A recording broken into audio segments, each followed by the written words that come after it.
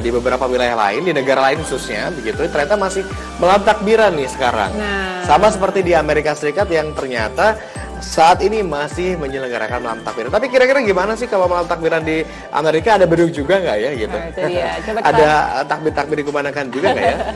Coba kita tanyakan langsung saja nih ya kepada jurnalis VOA, ada Rio Tuasikal yang sudah berada di suasana mana nih? Masjid mungkin ya. Oke. Selamat pagi waktu Indonesia, Mas Rio. Dan selamat malam waktu Amerika.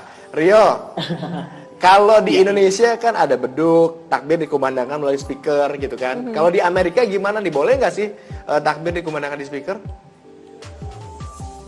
Iya, memang kalau suasana malam takbir di Amerika Serikat itu sedikit berbeda ya. Kalau tadi di liputan sebelumnya kan kami bisa melihat beduk di mana-mana gitu. Nah, kalau di Amerika tidak ada. Dan kalau di Indonesia kan masih bisa pawai obor keliling kampung begitu ya, sambil takbiran gitu. Di Amerika memang itu semua cukup dilakukan di masjid saja, karena kegiatan agama apapun itu harus dilakukan di dalam tempat ibadah, di rumah peribadatan atau di tempat umum dengan izin khusus. Nah, di tempat saya berdiri sekarang adalah Masjid Komunitas Indonesia, namanya Imam Center di Silver Spring, tak jauh dari Washington DC. Nah, di sini bisa pemirsa lihat di belakang baru selesai sholat maghrib. Tadi mereka sudah sholat maghrib dan saat ini sedang makan malam di bawah untuk melanjutkan takbir begitu beberapa saat lagi begitu rekan-rekan. Oke.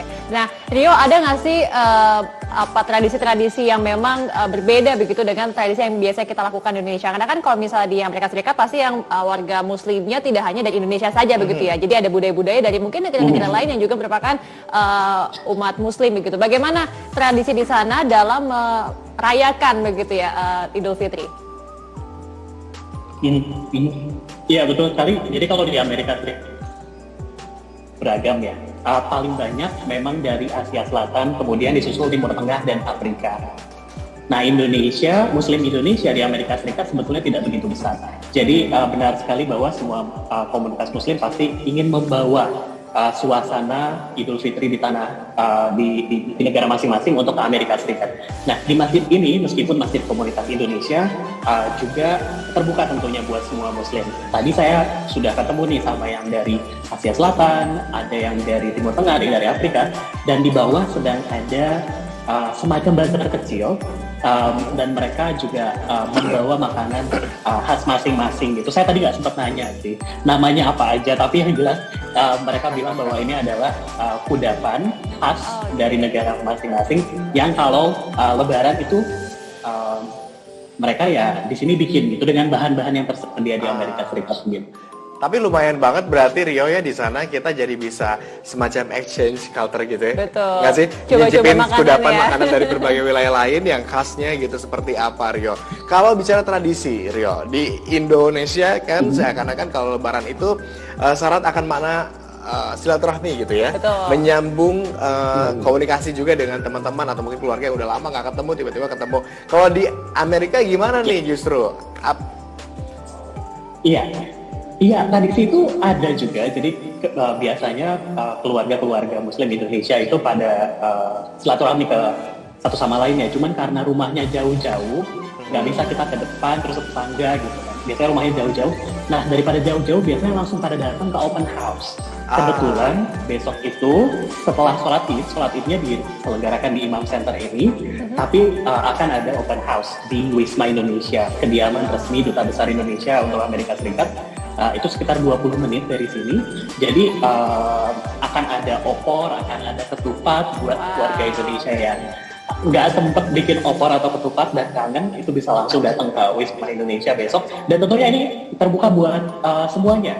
Yang puasa, yang enggak, yang lebaran, yang enggak, silakan datang semuanya ke Wisma Indonesia besok. Biasanya di situ yang menjadi sarana silaturahmi dan juga temu kangen gitu masyarakat Indonesia di Amerika Serikat. akan sekaligus menjawab kerinduan gitu warga Indonesia di Amerika begitu ya, karena akhirnya bisa merasakan lagi opor dan gitu. ketupat, Ketupat lagi. yang paling ditunggu-tunggu gitu. tuh gitu kan. Nah Rio, kalau misalnya kita tahu di Muslim di Amerika Serikat mungkin memang sudah semakin banyak begitu ya. Tapi kan kalau kita tahu perayaan Lebaran ini kan di hari Rabu ya, berarti di Amerika juga hari Rabu. Nah bagaimana kemudian masyarakat Amerika pada umumnya begitu toleransinya seperti apa sih bentuk toleransinya? Ya. Karena Kalau di mungkin- kita kan Lebaran udah tanggal merah kan. Betul. Kalau di sana kan berarti nggak tanggal merah dong, tetap aktif kerja. Nah biasanya gimana orang-orang memanage waktu itu? Iya, iya. Itu yang sebenarnya sudah dipikirkan ya sama panitia sholat id besok. Jadi sholat id besok itu diselenggarakan dalam 3 kloter, jam 6, jam 7, dan jam 10 itu untuk mengakomodasi jadwal. Betul bahwa Idul Fitri bukan libur nasional di Amerika Serikat, meskipun di tingkat yang lebih bawah, seperti pemerintah daerah ada yang meliburkan, tapi itu masih sangat sedikit jumlahnya. Jadi kalau orang yang mau lebaran, ya kalau nggak cuti, izin begitu. Bagaimana toleransinya? Tentu pada umumnya tidak, yang masyarakat Muslim tentu akan langsung diberi izin ya untuk beribadah begitu, karena kebebasan beragama kan sangat dijamin.